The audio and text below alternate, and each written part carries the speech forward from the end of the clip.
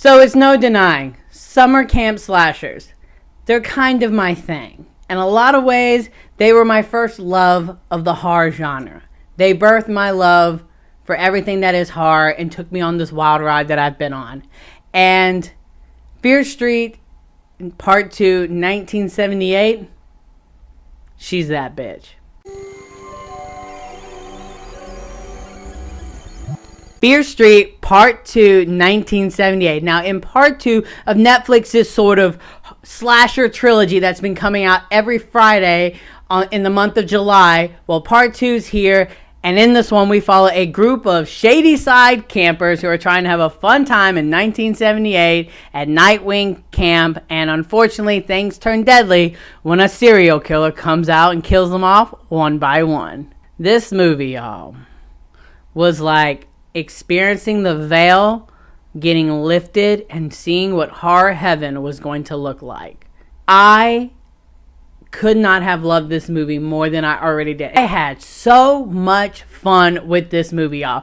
Everything from the camp to the vibes to the nostalgia to the aesthetics were so on point. I love the direction. I love the characters. I love the kills.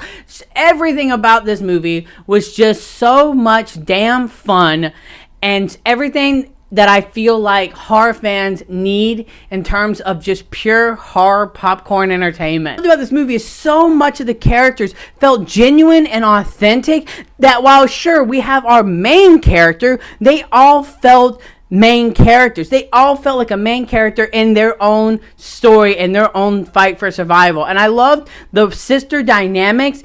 And there was a shot towards the end of this movie that had me crying because I was so invested into their relationship. Yes, you could say, it's just a ripoff of Friday the 13th and all this stuff. Yes, there are many pulls from those things, but I still feel that at the end of the day, this is Fear Street. That Fear Street has its own bloodline, its own pulse, and yes, it is heavily influenced by other things, but it's still so enjoyable on its own that watching this movie, I have no quibbles because I just love spending time in this film. Watching this movie, it felt extremely nostalgic and it pulled out old memories. And there was one moment in particular with the killer and where he has this sort of reveal moment, and I couldn't help but just at the top of my lungs scream, fuck yes. The hairs on my arms raised so high, it was